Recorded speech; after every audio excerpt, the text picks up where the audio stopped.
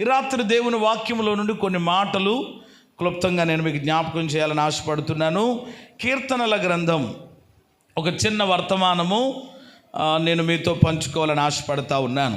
27వ కీర్తన 4వ చరణం. యెహోవా యొద్ద ఒక వరం అడిగితిని, దానిని నేను వెదుకుచున్నాను.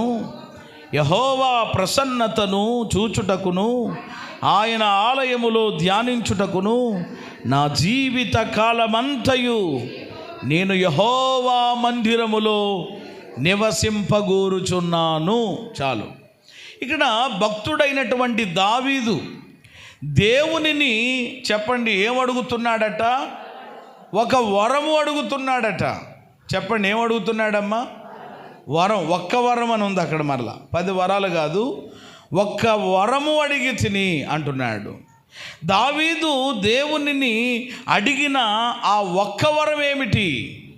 కనుక మనము ఆలోచన చేస్తే ఈ మాటలు మీకు తెలియని విషయాలు ఏమి కాదు, కానీ మరొక్కసారి మీరు ప్రోత్సహించబడుట కొరకై దేవుని యొక్క సన్నిధి అంటే ఈరోజు దేవుని బిడ్డలమైనటువంటి మనము మరింతగా గ్రహించుట కొరకై పరిశుద్ధాత్మ దేవుడి రాత్రి మాటలు మనకు జ్ఞాపకం చేస్తున్నారు. దావీదు దేవునిని అడగడానికి చాలా అంశాలు ఉన్నాయి ఆయన దగ్గర. దేవునిని దావీదు అడగడానికి చాలా చెప్పని ఏమున్నాయి అమ్మా? మీ దగ్గర కూడా అంశాలు ఉన్నాయా లేవా? అంశాలంటే అదే ప్రార్థన అవసరతలు. ఎవరికి లేవా? ఎవరికి ఎందుకు లేవు? బోల్డ్ మీరు మిమ్మల్ని కదపాలు కానీ అడగాలి కానీ లైన్గా మొదలెడతారు. ఇక చిన్నపిల్ల దగ్గర నుంచి మొదలుపెట్టి పెద్ద పిల్ల మరి మనవడు మనవరాలు అందరూ లైన్గా వచ్చేస్తారు. మంచిదే, తప్పులేదు. మనము మరి అందరి కోసం ప్రార్థన చేయడం మంచి విషయమే. అవసరతలు లేని వాళ్ళు ఎవరు ఉండరు. ఖచ్చితంగా కుటుంబం కలిగి ఉన్నాం కాబట్టి, బిడ్డలను కలిగి ఉన్నాం కాబట్టి, కొన్ని బాధ్యతలు కొన్ని బంధాలు దేవుడు మనకి ఇచ్చారు కాబట్టి ఖచ్చితంగా ఉంటాయి.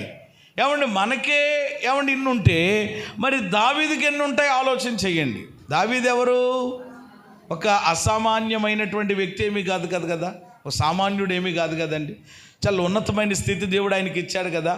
ఇశ్రాయేలీలందరికీ కూడా ఆయన గొప్ప చక్రవర్తి, రాజు.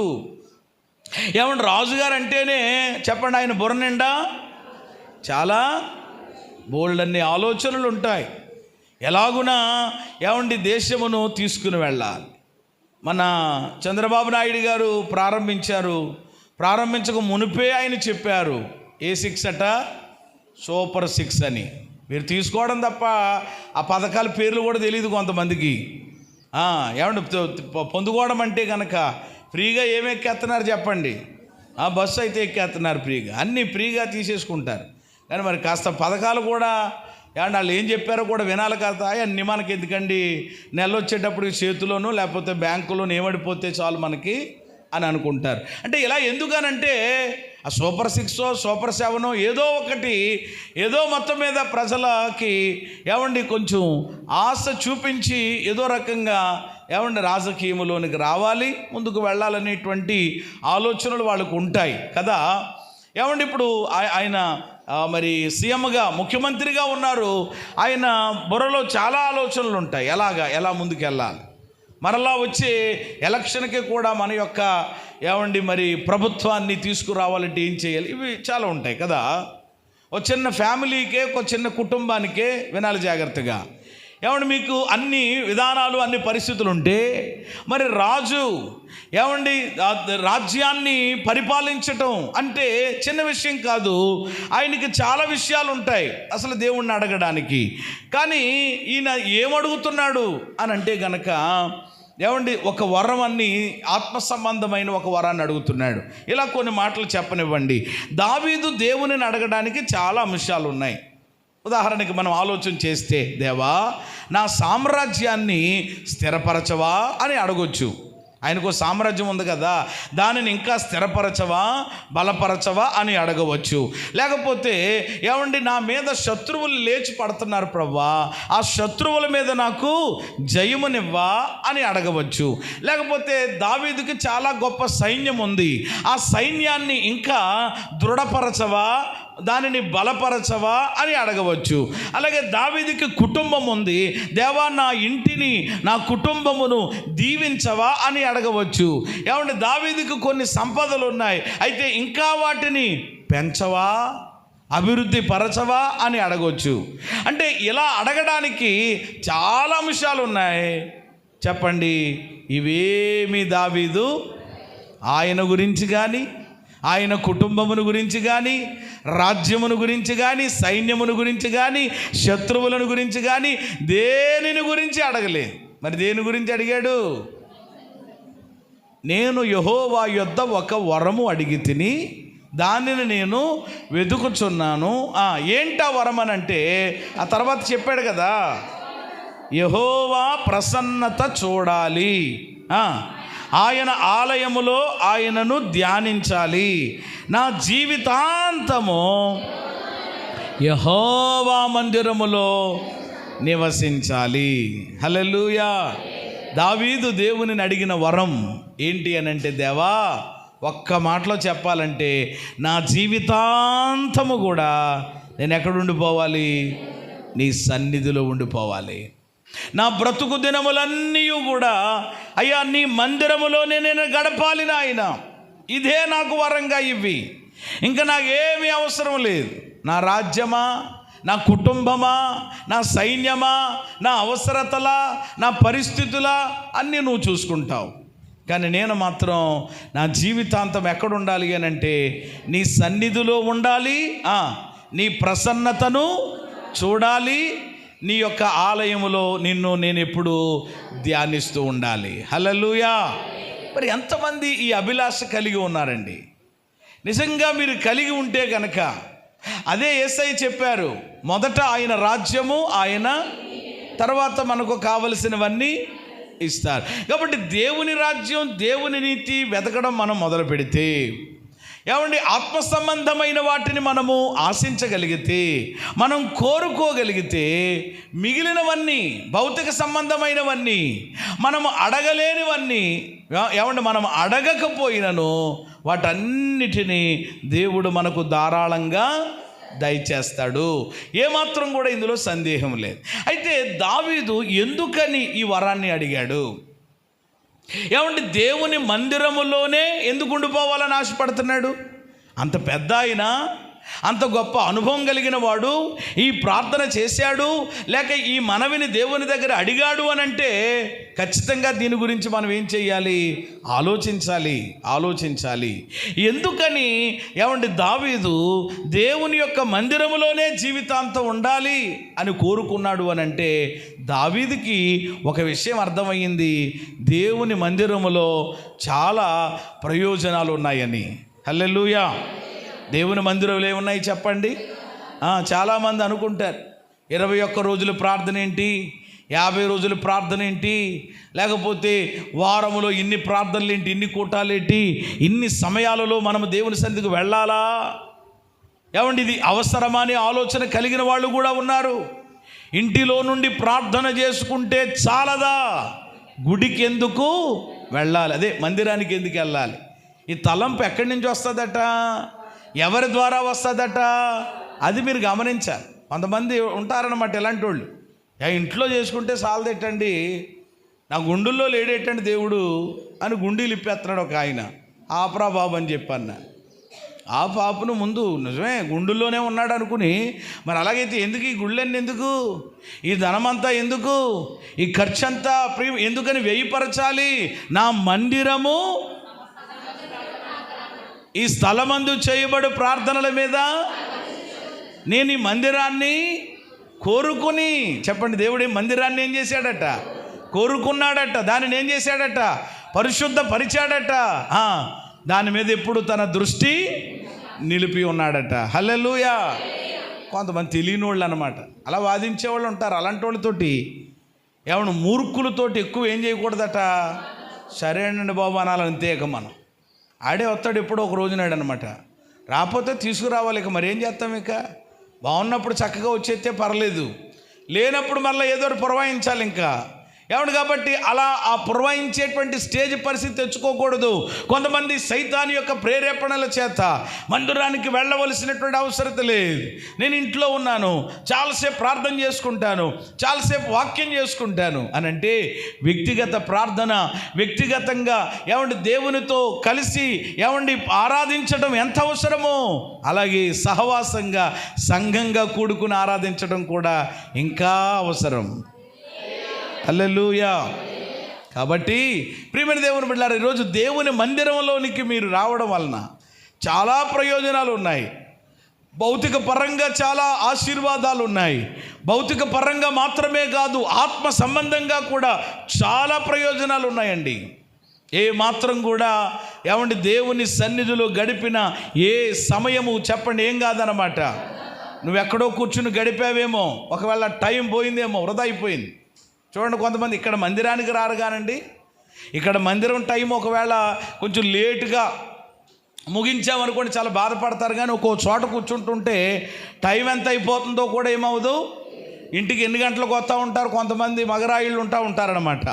వాళ్ళు ఇంటికి ఎప్పుడెప్పుడు అర్ధరాత్రి వస్తూ ఉంటారనమాట. మిడ్ నైట్ దెయ్యాలు తిరిగే టైంలో ఏమన్నా వాళ్ళు వస్తూ ఉంటారు, కొన్ని తీసుకొస్తూ ఉంటారట కూడా కొన్నిసార్లు 11:30కి, 12 గంటలు, 1 గంటకి అలాగునా. మరి ఆ సమయం అంతా వేస్ట్ కదా, దానివలన ప్రయోజనం ఏమీ లేదు కదా. ఏమండి ఆ ప్రయోజనం ఎరిగినటువంటి కోరాహు కుమారులు 84వ కీర్తనలో చెప్పిన మాట మీకు తెలుసు కదా. ఏంటమాట? దేవా నీ మందిరములో నీ ఆవరణములో ఒక దినము గడుపుట, అది 1000 దినాలట. ఎన్ని దినాలు చెప్పండి? 1000 దినాలంటే 1000 దినాలంటే ఎన్ని సంవత్సరాలు? 3 సంవత్సరాలు. ఏంటండి అది ఆ పెద్ద లెక్కలేమి ఏమంటే ఇదేమి లేదు. 3 సంవత్సరాలు. వెరీ గుడ్ అమ్మ, 3 సంవత్సరాలు. అంటే ఒక దినము గడిపితే నీ ఆవరణములో ఒక దినము నిజంగా ఒక రోజు ఏమన్నా ఒక దినం గడుపుతున్నామేంటి మనం అసలు? యాక్చువల్గా ఉదయం 2 గంటలు అయితే సాయంత్రం 2 గంటలు, అవి ఇవి కలుపుకుంటే ఒకవేళ ఒక 4 గంటలు 5 గంటలు అంతే కదా, అంతకు మించి ఏమీ లేదు. అయితే ప్రియమైన దేవుని బిడ్డలారా, ఒక దినము గడిపితే, ఒక రోజు దేవుని సన్నిధిలో ఉంటే అది 1000 దినముల ఆశీర్వాదానికి కారణమవుతుంది అనే విషయం కోరాహు కుమారులు దేవుని మందిరం వాళ్ళకు దూరంగా ఉన్నప్పుడు, దేవుని యొక్క మందిరం యొక్క అనుభవం వారికి లేనప్పుడు వాళ్ళు గమనించి ఆ పాట పాడి దేవునిని స్తుతించారు. కాబట్టి కొన్నిసార్లు కరోనా టైంలో మనకు తెలిసింది, చెప్పండి దేని విలువ? కరోనా టైంలో తెలిసిందండి మందిరం యొక్క విలువ. మందిరానికి రావడానికి ఆ టైంలో అవకాశం లేదు, ఎందుకంటే తీరా ఏమో ఎలా ఉంటుందో పరిస్థితి అని.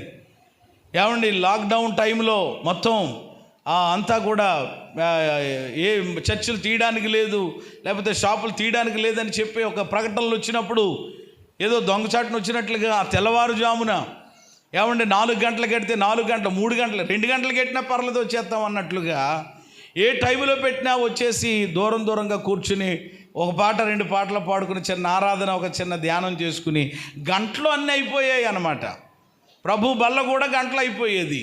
అలాగున ఎందుకనంటే అప్పుడు పరిస్థితులు, ఎందుకంటే ఆ పరిస్థితుల్లో ఏమండి దేవుని యొక్క సన్నిధిలో కూడుకోవడానికి అవకాశం లేదు ఉన్న పరిస్థితులను బట్టి. అప్పుడు అర్థమైంది చాలామందికి.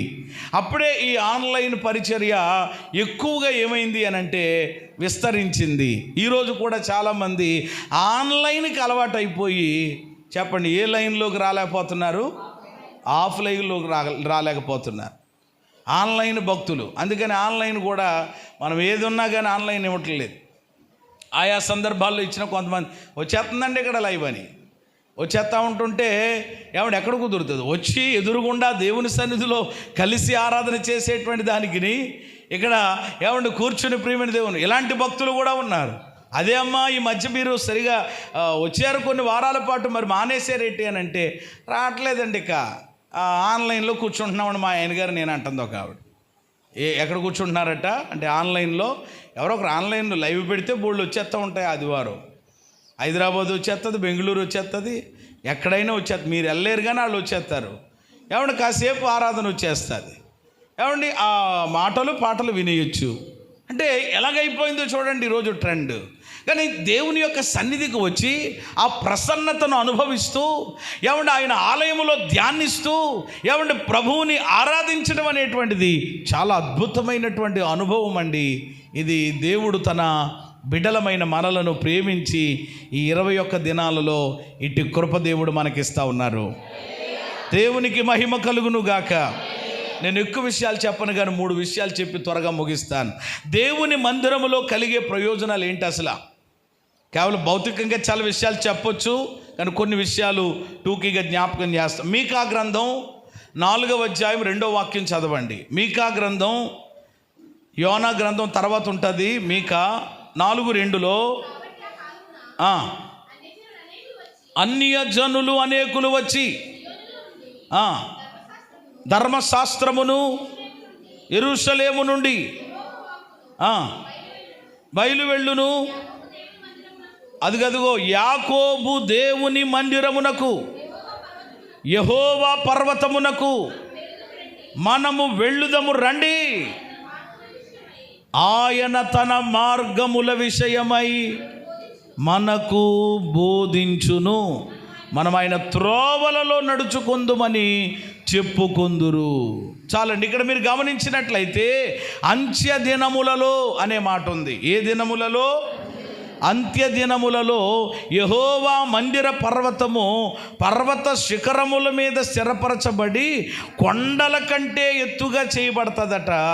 అప్పుడు ప్రజలట ప్రవాహము వచ్చినట్లు దేవుని మందిరములోనికి వస్తారట. హల్లెలూయా. ఇప్పుడు దాకా మనం ఏమనుకున్నామంటే వాళ్ళు రావట్లేదండి, వీళ్ళు రావట్లేదండి, మనం ఎన్ని చెప్పినా వినరండి. ఏమండి దేవుని సన్నిధికి రమ్మంటున్నాం. మీరు కూడా చాలామంది చెప్తున్నారు. మీ వీధిలో ఉన్న వాళ్ళకి చెప్తున్నారా లేదా?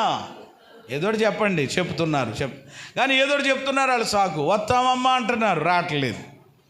వస్తామమ్మా అంటున్నారు, ఇంకోటి ఏదో వచ్చింది మాకు అని చెప్తుంటున్నారు. ఏవో సాకులు చెప్తున్నారు, నెపాలు చెప్తున్నారు. కానీ అది ఇంతవరకు జరిగిందేమో. కానీ ఇక మీదట ఇప్పుడు ప్రస్తుతం మనం ఉన్నటువంటి దినములో కూడా ఏ దినాలు అని అంటే ఇక్కడ ఎలాగైతే అంత్య దినములు అనేటువంటి మాట ఉందో ఇప్పుడు ఏమన్నా మనం ఉన్నటువంటి దినములు రాగల దినములు ఎలాంటి దినములు అని అంటే అంత్య దినములు అనగా లాస్ట్ డేస్ అన్నమాట. ఇవి చివరి దినములు. ఇక ప్రభు యొక్క రాకడ చాలా సమీపముగా ఉన్న దినములలో ఉన్నాం. ఈ ప్రవచనాన్ని దేవుడు ఏం చేయబోతున్నాడు అని అంటే నెరవేర్చబోతున్నాడు. విశ్వసించిన వాళ్ళు చెప్పండి.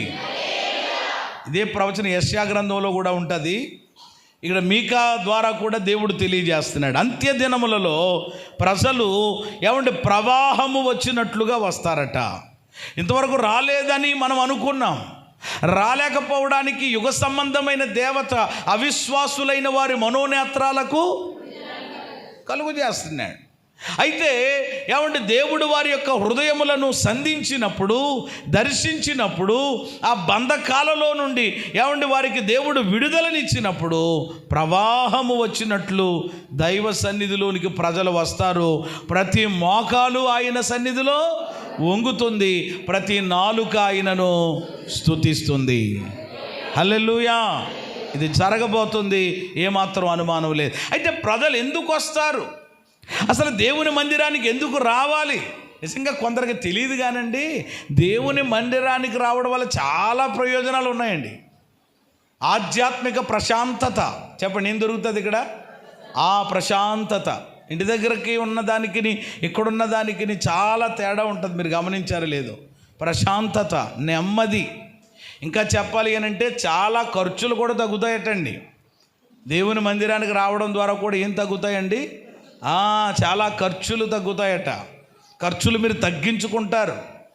ఏమండి ప్రియమైన, ఉదాహరణకి ఒక వ్యక్తి ఉదయకాలం మనం మాట్లాడుకున్నట్లుగా ఏమండి ఆ అపవిత్రాత్మ ఒక వ్యక్తిలో ఉంటే ఏమండి ఆ రకరకాలైనటువంటి ఏమండి ఆ యొక్క మరి కొన్ని అలవాట్లకు లోనైపోతే వాటి ద్వారా ఏమండి చాలా ధనము ఏమైపోతున్నట్లు. ఉదాహరణకి తాగేవాడు ఉన్నాడండి, ప్రతిరోజు తాగుడికి ఎన్నిసార్లు తాగితే అన్ని 100 వేసుకోండి. ఎన్ని పెట్లు కాలితే అన్ని పెట్లు వేసుకోండి ఉదాహరణకి. ఎలాగునా ఏమండి ఆ వ్యసనాలకి ఖర్చు పెట్టే ఖర్చు ఏదైతే ఉందో అది దేవుని సన్నిధికి వచ్చి ఆ వ్యక్తి ఏమండి మార్చబడినప్పుడు ఇప్పుడు ఆ డబ్బులన్నీ చెప్పండి ఏమైనట్టు? మాట్లాడరే అమ్మా, మిగిలినట్టా లేదా? ఏమండి ఇది వరకు నువ్వు ఏది చూస్తే అది కొనేస్తావు. ఇక కొంతమందికి ఉంటుందండి, ఏది చూస్తే అది కొనేయడమే. అది మంచిదా చెడ్డదా కాదు, ఇక అది ఉంటుందా ఊడిపోద్దా కాదు, ఇక కొనేయడమే. ఇక డబ్బులు ఉన్నాయంతే, లేకపోయినా అప్పు చేసి మరీ కొనేస్తూ ఉంటారు కొంతమంది అనమాట. ఇలాగన అయితే దేవుని సన్నిధికి వచ్చిన తర్వాత కొన్ని విషయాలు తెలుస్తూ ఉంటాయి. అసలు మనము ఏమండి ఎంతవరకు ఎలాగ ఖర్చు పెట్టాలి అన్ని లెక్కలు ప్రతిదీ. ఇలాగన ఒక్కసారి మీరు ఆలోచన చేసుకుంటే దేవుని మందిరానికి ఒక వ్యక్తి రావడం ద్వారా ఫిజికల్గా కానీ స్పిరిచువల్గా కానీ అన్ని రీతులుగా అతనికి చెప్పండి ఏంటనమాట బెనిఫిటే తప్ప ఏమి లేదండి, నిష్ప్రయోజనం ఏమీ లేదు. అంటే అంత ప్రయోజనమే తప్ప నిష్ప్రయోజనం ఏమీ లేదు. అంటే ఈరోజు ప్రయోజనం పొందడానికి కూడా చాలామందికి ఏమైపోతుంది అనమాట. అందుకని మరి ఏం చేస్తాం? ఇక ఒరే బాగుపడరా బాబు అని అంటే అసలు దేవుని సన్నిధికి ఎందుకు వస్తారు అని అంటే ఏం పడ్డానికి? బాగుపడ్డానికే కదా, ఆయన మనలను బాగు చేయడానికే కదా. అందుకని సైతాన్ గాడు కూడా బాగుపడనివ్వకుండా, బాగుపడడం వాడికి ఇష్టం లేదు కాబట్టి చాలామందిని ఎక్కడికైనా వెళ్ళేలా చేస్తాడు కానీ ఎక్కడికి మాత్రం రానివ్వడు అనమాట. అది అలాంటి వారి కొరకు భారం కలిగి ప్రార్థన చేస్తే ఉదయకాలం ప్రభు మాట్లాడినట్లుగా ఉపవాస ప్రార్థన చేస్తే గనక ఆ వ్యక్తులు సమాధులలో ఉన్నవాళ్ళు ఎక్కడికి వచ్చేస్తారు? సమాజంలోనికి వచ్చేస్తారు. ఆమేన్, హల్లెలూయా. ఇక్కడ ఒక మాట చెప్తాను, అదేంటంటే దేవుని మందిరంలో కలిగే మొదటి ప్రయోజనం ఏమిటి అని అంటే ప్రవాహం వలె వస్తారు కదా. వచ్చిన తర్వాత యెహోవా పర్వతమునకు మనము వెళ్ళుదము రండి, ఆయన తన మార్గముల విషయమై మనకు బోధించును అనే మాట. ఎందుకని వీళ్ళు అనుకుంటున్నారు?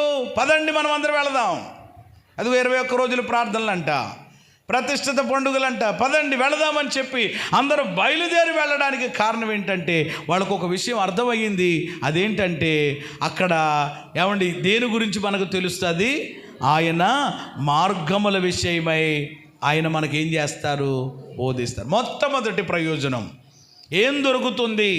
ఏమండి దేవుని యొక్క మందిరంలో కలిగే మొదటి ప్రయోజనం ఏమిటి అని అంటే బోధ దొరుకుతుంది. అందరూ చెప్పండి అమ్మా, ఏం దొరుకుతుంది? బోధ.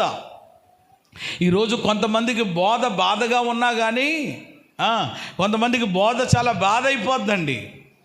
ఏమంటే నేను అతిశయానికి చెప్పట్లేదు, నేను గొప్పగా చెప్పడం లేదు. మరి మీరు గ్రహించారో లేదో నాకు తెలియదు. ఏమండి గ్రహించారో లేదో తెలీదు, గ్రహించాలి కూడా దేవుని మహాకృపను బట్టి. ఏమండి దేవునిని బట్టి నేను చెప్తున్నాను ఈ మాట. ఈ యేసుక్రీస్తు మహిమ మందిరంలో, ఈ యేసుక్రీస్తు మహిమ మందిరంలో ఏమండి మీకు శ్రేష్టమైన ఆరోగ్యకరమైన బోధ దొరుకుతుందా లేదా? ఎవరు మాట్లాడతలేదండి. మీరు మొత్తం ఊరంతా తిరగండి, గ్రామమంతా తిరిగి సర్వే చేయండి, ఎన్ని మందిరాలు ఉన్నాయో కూడా మీరు గమనించండి. అంటే నేనేదో ఏమంటే వారిని తగ్గించి మనల్ని హెచ్చించి చెప్పడం లేదు, కానీ ఈ పరిస్థితులు ఈ కడవరి దినాలు ఎలాగున్నాయి అని అంటే ఏమండి సరి అయినటువంటి బోధ చెప్పండి ఉండడం లేదు. కొన్ని సంఘాలకు నేను వెళుతున్నాను కదా, దేవుని కృపను బట్టి గడిచిన దినాల్లో కొన్ని సంఘాలకు వెళ్ళడానికి ప్రభు కృప చూపించారు. అలాగే వచ్చే నెల కూడా దేవుని మహాకృపను బట్టి ఈ సంవత్సరం ఎందుకో ఈ దీనుణ్ణి ప్రభువు జ్ఞాపకం చేసుకుని మరి అనేక ప్రాంతాలకు వెళ్ళడానికి అక్టోబర్లో దగ్గరగా ఒక దైవజనుడే ఆయనకి 4-5 సంఘాలు ఉన్నాయి. ఏమన్నా అన్ని సంఘాలకి ఆయా డేట్స్ ఆయన చెప్పి మీరు రావాలని కోరారు. ప్రార్థన చెయ్యండి. దేవునికి స్తోత్రం కలిగిన గాక. ఏమంటే ప్రేమ ఎందుకు నేను ఈ మాటలు చెప్తున్నానంటే వెళ్ళి గమనిస్తుంటున్నప్పుడు చాలామంది ప్రజలు ఉంటున్నారు, చక్కని పరిస్థితులు ఉంటున్నాయి అక్కడ, కానీ విచారం ఏమిటి అని అంటే చెప్పండి ఏం ఉండడం లేదు. వెంటనే ఒక్కొక్కరు సమాధానం చెప్పలేకపోతున్నారు, సమాధానం ఇవ్వలేకపోతూ ఉన్నారు, వెంటనే వాక్యం తీయలేకపోతూ ఉన్నారు, చదవలేకపోతున్నారు. కొన్నిసార్లు ఇలాంటి పరిస్థితుల్లో నిజంగా నన్ను అడిగితే స్వచ్ఛమైన శ్రేష్టమైన ఆరోగ్యకరమైన బోధ ఉండేటువంటి స్థలములో దేవుడు నిన్ను ఉంచాడు. అని మరి నేను అనుకుంటున్నాను. నువ్వు నమ్మితే ప్రభువుని స్తుతించి మీరు దేవునిలో ముందుకు మరింతగా దానిని బట్టి కొనసాగవచ్చు. ఎందుకంటే బోధ చాలా ఏమండి అవసరమైనటువంటిదండి. బోధ చాలా అవసరమైనటువంటిది. ఈరోజు వచ్చినటువంటి రకరకాల బోధల వలన, భిన్నమైన బోధల వలన, అబద్ధ బోధల వలన చాలా ప్రమాదాలు. కొంతమందికి ఏం చేయాలో తెలియట్లేదు. అసలు ఇదేంటండి బాబు, ఇలాగంటున్నారేంటి, అలాగంటున్నారేంటని చాలా తలకిందులైపోతున్నటువంటి పరిస్థితులు ఉంటున్నాయి. కానీ ఈరోజు ఆరోగ్యకరమైన బోధ అన్నాను. అందుకని ఏ బోధ చెప్పండి? అంటే ఆరోగ్యకరమైన బోధ ఉంది అని అంటే దానికి మనం వెంటనే ఆపోజిట్ ఆలోచన చేయాలి. ఏముందన్నమాట? అనారోగ్యకరమైన బోధలు కూడా ఉన్నాయి. జాగ్రత్త పడాలి, తెలుసుకోవాలి. ప్రతిదాన్ని కూడా దేవుని సన్నిధిలో ప్రార్థన చేసి 1కి 10 సార్లు దేవుని సన్నిధిలో ధ్యానించి మరలా ఆయా గ్రంథాలు ప్రియమైన దేవుని బిడ్డలారా వెతికి నిజంగా ఇక్కడ నిలబడి దేవుని వాక్యంతో పరిచర్య చేస్తుంటే మరి మీరు ఏ విధంగా మరి దాన్ని రిసీవ్ చేసుకుని మీరు అంగీకరించి ముందుకు వెళతానో తెలియదు. కానండి ఈ వాక్యాన్ని ప్రియమైన దేవుని బిడ్డలారా నిజంగా ఇది వాక్యం చెప్పడం అంటే అది మామూలు విషయం కాదు. ఒక రకంగా చెప్పాలి అని అంటే ఒక వంట వండడంతో సమానం. చెప్పండి, ఏం వండడం? వంట. ఎలాంటి వంట? ఒకళ్ళు వంట పెంటలా ఉంటుందట. వంట ఎలా చెప్పండి? పడే పెంట మీద పట్టుకెళ్ళి ఏటిది అన్నట్టుగా ఉంటుంది. అదే కనుక ఒకళ్ళు ఎంత అద్భుతంగా వండుతారో గోంగూర చికెన్. తిన్నారా మీరు? చాలా బాగుందండి బాబు, నిజంగా చాలా ఎలా వండారండి అని. ప్రియమైన దేవుని బిడ్డలారా, అంటే ఆ వంట వండడానికి ఎంత మీరు బుర్ర పెడతారో ఆలోచన చేయండి. ఎంత ఇంట్రెస్ట్ పెట్టి, ఎంత ఇది పెట్టి ఏ వేయాలి, ఏ వేయకూడదు ఏదో ఆలోచన చేసి ఒక కారం అడిగారనుకోండి, అందులో ఏదో ఎక్కడో బుర్ర ఎట్టు కొంచెం ఉప్పు వేసేసారనుకోండి, ఏమైపోద్ది ఇక వంట కథ. ఇంకేదో ఒక్కో చోట ఏం చేయలేక కక్కలేక మింగలేక ఏసు రక్తమే చేయమని ఏదో నింపుకోవాలి కదా అనుకోండి. ఇది అంతే కదా. అలాగ ఒక వంట వండే కార్యక్రమం లాంటిది ఇది ప్రసంగం అంటే. నేనైతే దేవుని సన్నిధిలో అంత కొంచెం నేను ఒప్పేసుకుంటున్నానులేండి, ఎక్కువ కొంచెం కష్టపడలేను. కానీ మా పాస్టర్ గారు అయితే ఇంకా ఆవిడ పడుకోదు, నన్ను పడుకోనివ్వదు. 1 గంట అవుతుందో తెలియదు, 2 అవుతుందో తెలియదు. కట్టవా లైట్ అని అంటే కడతాను మీరు పడుకోండి అంటారు. నాకు అది కనపడితే నిద్రట్టదు. అలవాటు అయిపోయిన వాళ్ళకి అదొక బాధ కదా. ఇంకా అలా వెతుకుతూనే ఉంటుంది. అది తీస్తుంది, ఇది తీస్తుంది. ఓరు బాబు నిజంగా ఆలోచన చేస్తుంది. దేవుడు ఇచ్చిన అంటే ఒక వాక్యమును తీసుకొచ్చి దాన్ని పెట్టడం అంటే అది మామూలు విషయము. చాలా కుస్తీ ఉంటుంది, చాలా పోరాటం ఉంటుంది దాని వెనకాల. అది చాలామందికి తెలియకపోవచ్చు, తెలిసినా తెలియపోయిన ఇదేమీ లేదు. ఇప్పుడు ఏదో మీరు మెడలేస్తారు, ఇంకోటి ఏదో కాదు. ఎందుకంటే అది మా పని. దేవుడు అప్పగించాడు, దానికి ఏం చేయాలి అని అంటే న్యాయం చేయాలని ఒక్కొక్క అంశాన్ని తీసుకొచ్చి మీ ముందు పెట్టి, ఇదిగో మనం ఇలా ఉండాలి, ఇదిగో ప్రత్యక్షత, ఇదిగో దేవుళ్ళు స్థిరంగా ఉండాలి. లేకపోతే దీని ద్వారాని ఒక చక్కగా ఒక విధానంలో, అంతేగాని ఆది కాండంలో ఒక ముక్క చదివించి రెండవసారి ప్రకటన గ్రంథంలో చదవండి అని అక్కడితో ముగించేటువంటి విధానం లేకుండా, తల ఎక్కడుందో తోక ఎక్కడుందో లేకుండా ప్రతిదానికి ఒక్కొక్క అంశంగా, ప్రతిదానికి ఒక్కొక్క విధానంలో అందిస్తున్నప్పుడు బోధ చెప్పండి ఏం కాకూడదు? బాధ కాకూడదు. కొంతమందికి బాధ అయిపోతుంది. అసలు ఒక మాట చెప్పనండి, మన బాధలన్నీ పోవాలి అని అంటే బోధ వినాలి. స్తోత్రం కలిగినగా. మన బాధలన్నీ పోగొట్టేదే ఏంటది?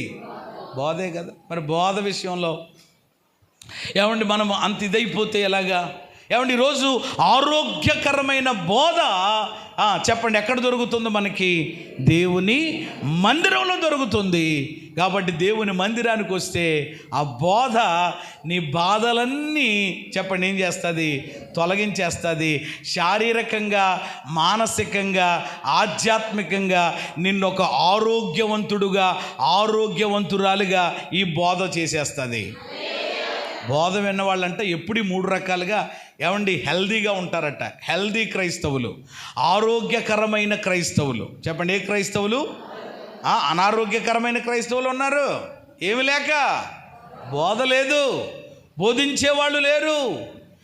బోధ సరైనటువంటిదిగా లేకపోవడం వలన ఈరోజు చాలామంది శారీరకంగా, మానసికంగా, ఆత్మీయంగా కూడా అనారోగ్యకరంగా ఉంటున్న పరిస్థితులు ఉంటున్నాయి. కాబట్టి ఒకటి బోధ దొరుకుతుందండి. దేవుని మందిరానికి వస్తే బోధ, దేవుని మార్గాలను గురించి ప్రియమైన దేవుని మార్గాల గురించి మనం నేర్చుకున్నామనుకోండి, ఆ మార్గాలలో మనం నడిచామనుకోండి, మనం ఎలాగుంటాం? ఆశీర్వదించబడతాం, ఆరోగ్యంగా ఉంటాం, ఆశీర్వదించబడతాం. ఏమండి, చాలామంది చూసినప్పుడు అడుగుతారు, ఏంటి ఇంతకు ముందుకి ఇప్పటికి మీకు చాలా తేడా ఉంది. చాలా దీన పరిస్థితిలో ఉండేవారండి, చక్కని ఇల్లు కట్టుకున్నారు, మంచి పరిస్థితులు కలిగి ఉన్నారు, ఒక గౌరవంగా ఒక డిగ్నిఫైడ్గా ఉంటారు. ఏంటండి పరిస్థితులు అని అంటే అప్పుడు చెప్తారు, నిజమేనండి, ఇది వరకు ఉన్నప్పుడు ఏదో అలా ఉండేవాళ్ళం అంతే, ఏదో మందిరానికి వెళ్ళామా వచ్చామా క్రైస్తవులు అన్నట్లుగా ఉండేవాళ్ళం. కానీ ఎప్పుడైతే మేము ఆరోగ్యకరమైనటువంటి బోధలో మేము ఎదుగుతుంటున్నాం, అన్ని రీతులుగా, శారీరకంగా కానీ, మానసికంగా కానీ, ఆత్మీయంగా కానీ, ఆర్థికంగా కానీ, అన్ని రీతులుగా దేవుడు మమ్మల్ని ఏం చేశాడు, ఈ ఉన్నత స్థితిలో ఉంచాడు. దాని అంతటికీ కారణం ఏమిటి అని అంటే బోధే. హల్లెలూయా. బోధ చిన్న విషయం ఏమీ కాదని. మార్తామారి ఇంటికి వెళ్ళినప్పుడట, మార్తమ్మ గారు ఎలా ఉన్నా కానీ మరియమ్మ గారు మాత్రం ఎక్కడ ఉండేదట, యేసు పాదాల దగ్గర కూర్చుని బోధ వినేదట. చెప్పండి, ఏం వినేది? మరియమ్మ బోధ విన్నది కాబట్టే ఆ బోధే ఆ కుటుంబంలో ఎన్నో కార్యాలు చేసింది. నిజంగా ఆ కుటుంబంలో ఎన్నో కార్యాలు చేసింది. ఆ బోధ వినడం వలన, ఆ బోధను అనుసరించి వాళ్ళు నడవడం వలన ఆ కుటుంబంలో ఒకరోజు దుఃఖం ఎలా మారింది, శాపం ఆశీర్వాదకరంగా, మరణం ఎలా మారింది. అది బోధలో చాలా ఆశీర్వాదాలు ఉన్నాయండి, బోధలో చాలా ప్రయోజనాలు ఉన్నాయండి. బోధ వినడం మనకు చాలా మంచిది అని నేను మీకు జ్ఞాపకం. మొదటి ప్రయోజనం, బోధ దొరుకుతుంది.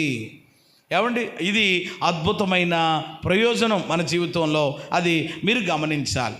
ఇంకా మనం ఆలోచన చేస్తే దావీదు కూడా ఆయన కీర్తనలో చాలా మాటలు చెప్పారు. ఒకసారి ఆ మాటలు కూడా చూద్దాం రండి. 36వ కీర్తన ఒకసారి చదువుతారా? 38వ కీర్తన, 38వ కీర్తన ఒక మంచి మాట ఆయన చెప్తారు. 36:8 నీ మందిరము యొక్క సమృద్ధి వలన సంతృప్తి నొందుచున్నారు, నీ ఆనంద ప్రవాహములోనిది నీ వారికి. అది ఇప్పుడు దావీదు రాసిన కీర్తనలో ఏమంటున్నాడు అని అంటే, నీ మందిరం యొక్క సమృద్ధి వలన అన్నాడు. వారు ఏం నొందుతున్నారట? సంతృప్తి. ఇక్కడ రెండు విషయాలు ఉన్నాయి.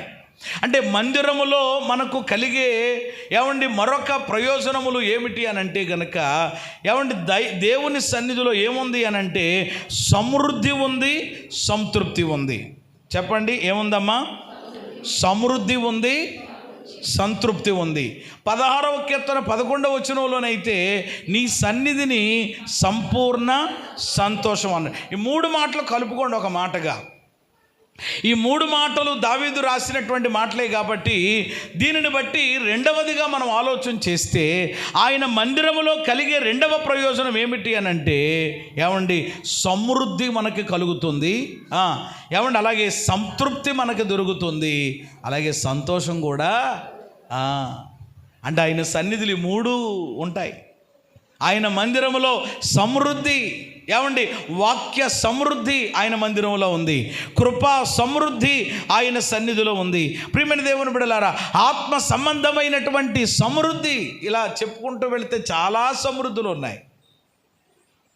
ప్రియమైన దేవుని బిడ్డలారా, మందిరము నిండా దేవుడు దేని చేత నింపాడు అని అంటే సమృద్ధి చేత. నీకు ఏ సమృద్ధి కావాలితే ఆ సమృద్ధి ఉంది. కృపా సమృద్ధి అయితే కృపా సమృద్ధి, వాక్య సమృద్ధి, ప్రతి సమృద్ధిని దేవుడు ఇక్కడ పెట్టాడు. ఆ సమృద్ధి ఆయన మందిరమునకు రావడం ద్వారా పొందుకుంటాం.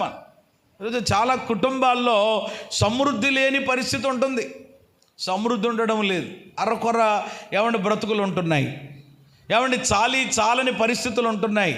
ఎంత కష్టపడినా కొంతమంది జీవితాలు, కుటుంబాలు ఎలా ఉంటున్నాయనంటే చినిగిపోయిన సంచిలో వేసినట్టు. ఏ సంచి? చినిగిపోయిన జోబులో ఎంత వేస్తే ప్రయోజనం ఏముంటుంది? వేసిందల్లా ఏమవుతూ ఉంటుంది కదా. ఈరోజు అలాగే కొన్ని కుటుంబాల పరిస్థితి ఉంది. కానీ దేవుని సన్నిధిలో సమృద్ధి ఉంది. నీకు ఆర్థిక పరంగానైనా, ఆరోగ్యపరంగానైనా, ఆత్మ సంబంధంగానైనా ఇక్కడ సమృద్ధి ఉంది. ఇక్కడ సమృద్ధి దొరుకుతుంది. ఇక్కడ ఆ సమృద్ధి దొరికే చోటికి, ఆ సమృద్ధి దొరికే స్థలానికి వస్తే నీవు కూడా నీ కుటుంబంలో అన్ని రీతులుగా ఏం పొందుకుంటావు అనంటే సమృద్ధి పొందుతావు. సమృద్ధి మాత్రమే కాదు, రెండవది ఇక్కడ ఏమన్నాడు? సంతృప్తి. దేవుని సన్నిధిలో సంతృప్తి కూడా ఉందండి. అందుకని దైవ సన్నిధికి వచ్చేటువంటి వాళ్ళు కూడా దేవుని యొక్క మార్గాల విషయంలో తెలుసుకుని ఆయన బోధన విని ఏమంటే వారి జీవితాలని కట్టుకుని ముందుకు వెళ్ళేటువంటి వారు కూడా ఏమంటే ఎలా ఉంటారు అని అంటే గనక సంతృప్తిగా ఉంటారు. దేవుని బిడ్డలు ఎలా ఉంటారండి? అదే లోకంలో ఉన్నవారికి మనకి తేడా అదే. ఈరోజు సంతృప్తి అనేటువంటిది దేవుని పిల్లలు కలిగి ఉంటారు, కలిగి ఉండాలి కూడా. నేను ఎప్పుడు ఒక మాట చెప్తా ఉంటాను, సంతృప్తిలోనే చెప్పండి ఏముంది?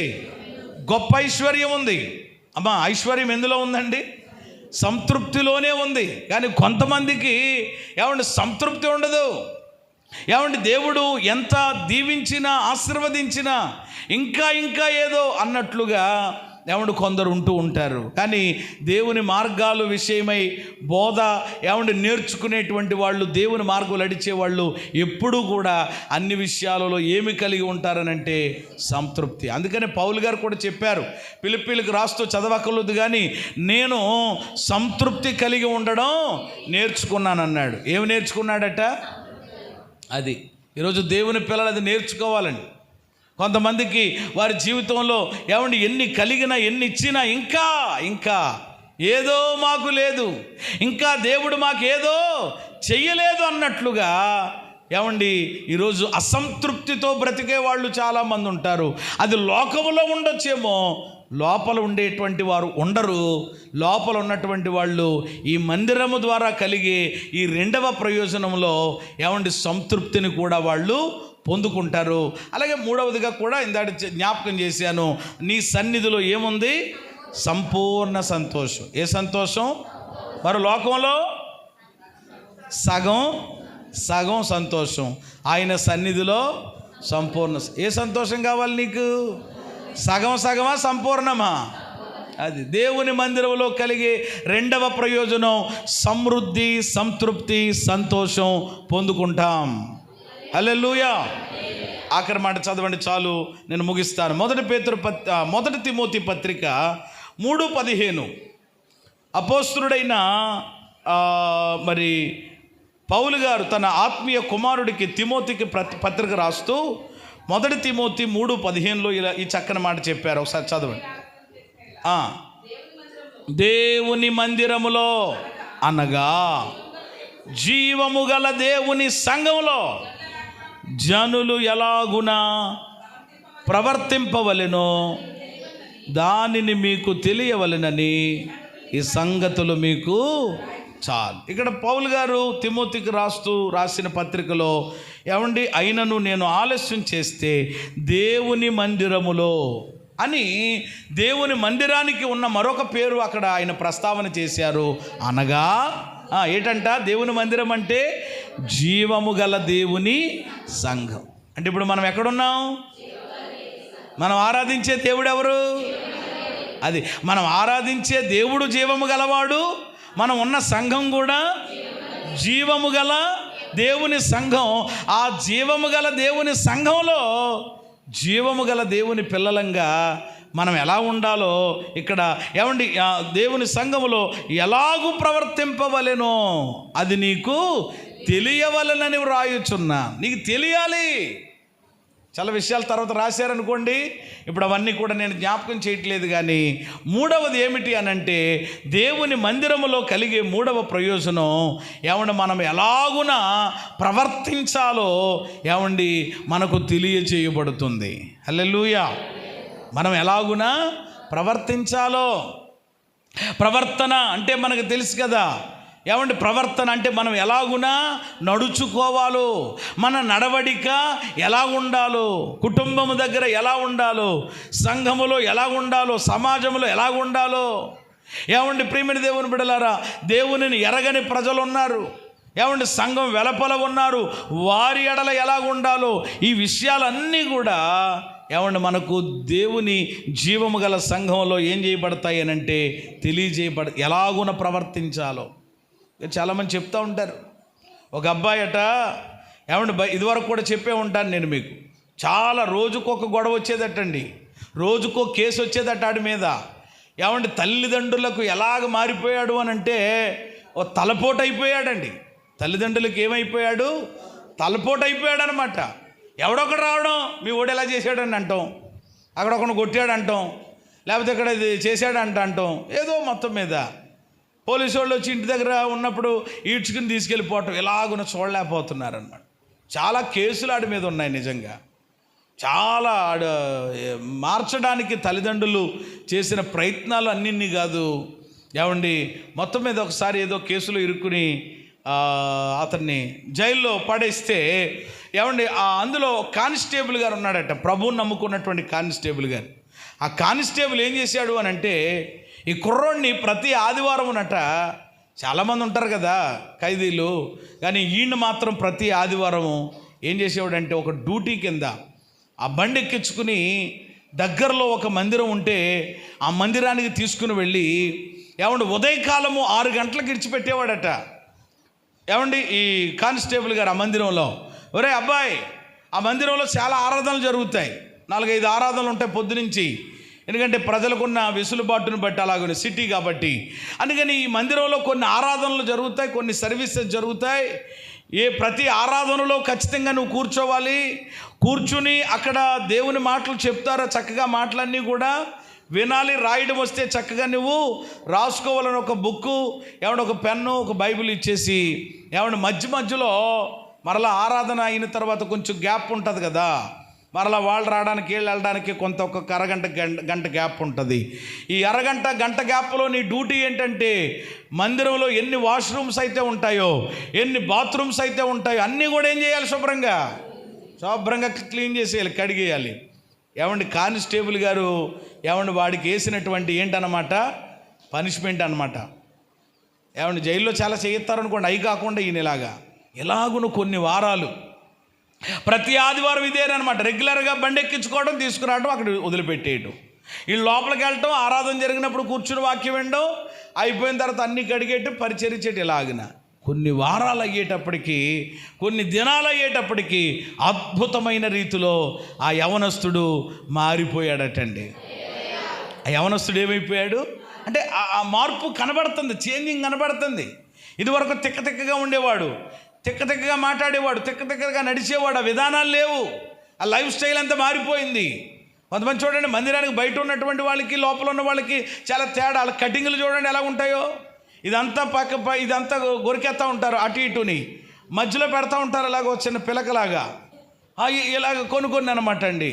సింపేసుకుంటారు మొత్తం అన్నీ కూడా, బెజ్జాలు ప్యాంట్లు అనమాట, ఏదో పిచ్చోళ్ళలాగా అనమాట. పొద్దున్న చెప్పాను కదా శానా, అదే ఆ బాబుతో అనుకోండి అవన్నీ కూడా. మరి ఇక్కడ లోపల ఉండవు కదా. స్త్రీలు కూడా ఏమండి స్త్రీలు కూడా తక్కువ తిన్నారేంటి, వాళ్ళు కూడా కొన్ని పరిస్థితులు ఉంటాయి అంటే బయట ఉంటే, దాని లోపల వచ్చిన తర్వాత అలాంటివి ఉండవు. చాలా విధానము, ప్రతిదీ కూడా వస్త్రధారణ, ఏమండి హెయిర్ కటింగ్, ఏమండి అన్నీ కూడా చెప్పండి ఎలా ఉంటాయన్నమాట. దేవుని సన్నిధికి వచ్చే వాళ్ళకి ఎలా ఉంటాయి, మాట్లాడతలేదు మీరు, చాలా చక్కగా క్రమంగా డిసిప్లైన్గా, ఇంకా చెప్పాలంటే పద్ధతిగా ఉంటాయి అనండి. స్తోత్రం కలుగును కాక.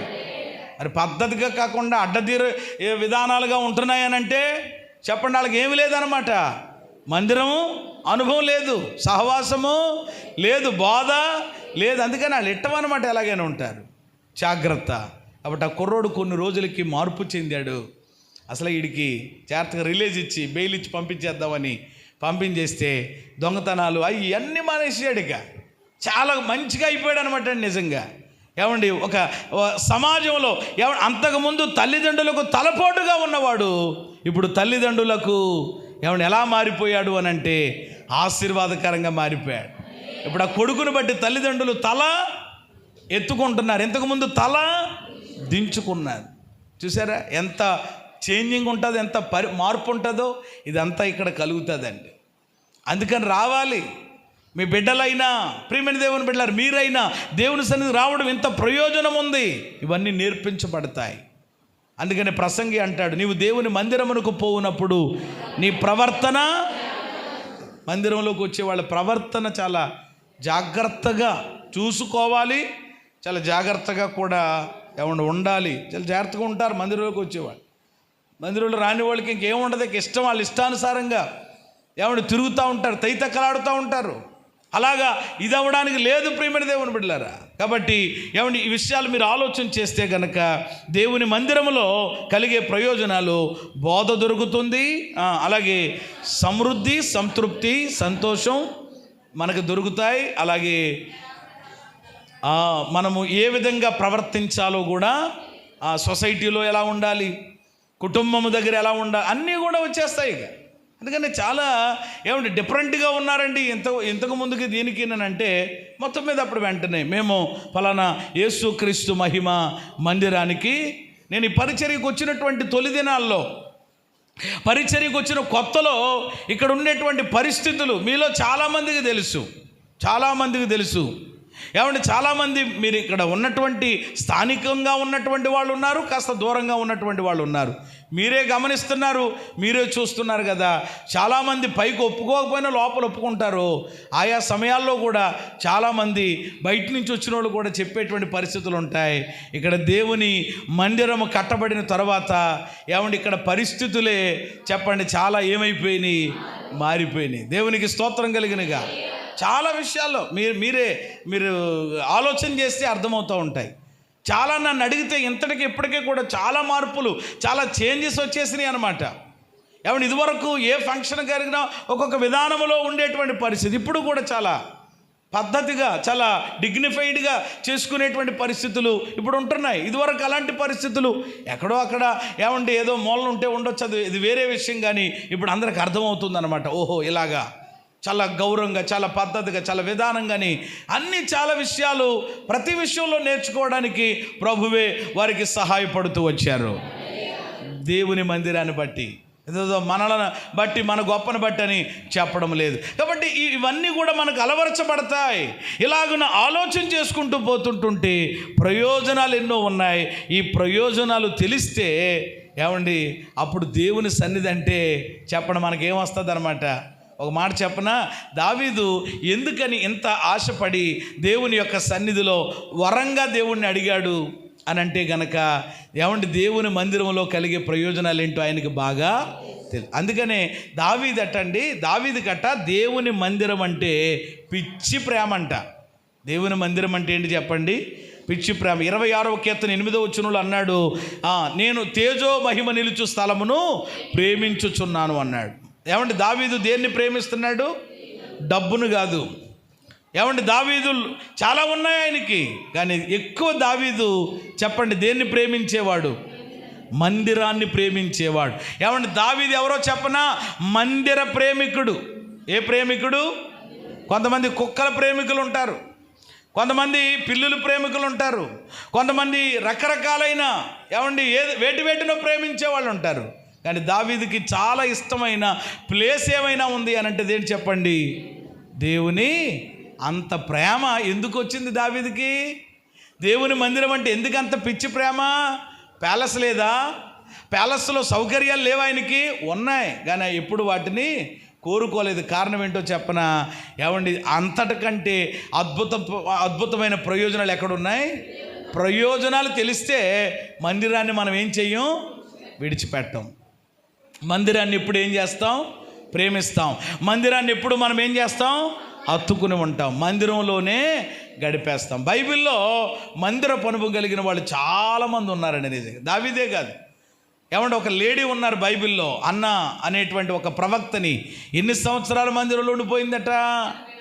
84 సంవత్సరాలు. ఎన్ని సంవత్సరాలు అంటే ఒక రకంగా చెప్పాలంటే తన జీవితంలో ఏమండి ఒక రకంగా చెప్పాలంటే 4 భాగాలుగా చూస్తే ఒక్క వంతు కూడా సరిగ్గా కాదేమో ఇంటితో తన కుటుంబంతో గడిపినటువంటిది.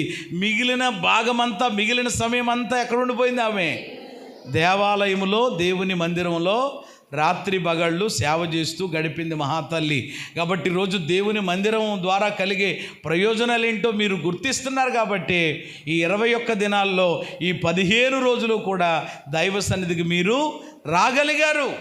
ప్రయోజనం ఏంటో మీకు అర్థమైంది. కాబట్టి ఏమంటే ఒకవేళ ఇంకా అర్థం కాలేని పరిస్థితులలో ఉంటే అర్థం చేసుకుని దావీదు అడుగుతున్నాడు. దావీదు దేవునిని ఏమడిగాడట? ఒక వరమును అడిగాడట. అడగడమే కాదు, దానిని వెతుకుతున్నాడట. దేవుని ప్రసన్నత చూడాలి, ఆయన ఆలయంలో ఆయనను ధ్యానించాలి, ఆయన మందిరంలో ఎంతకాలం ఉండాలి? 21 రోజులు మాత్రమే కాదు, జీవితాంతము నేను ఎక్కడ ఉండిపోతాను అని అంటున్నాడు. అది వరంగా అడగడానికి కారణం ప్రయోజనాలు ఆయనకి తెలిసింది. ఈరోజు కూడా దేవుని మందిరంలో చాలా ప్రయోజనాలు ఉన్నాయి. కొన్ని మాత్రమే చెప్పి ముగిస్తున్నాను నేను, ఇంకా బోల్డన్ అన్న ధ్యానించండి. కాబట్టి ప్రయోజనాలు మీరు పొందుకొని ఏమన్నా మీ జీవితాలు ధన్యం చేసుకుని అనేక మందికి ఆశీర్వాదకరంగా మారండి. అట్టి కృప దేవుడు మనందరికీ దయచేయునుగాక.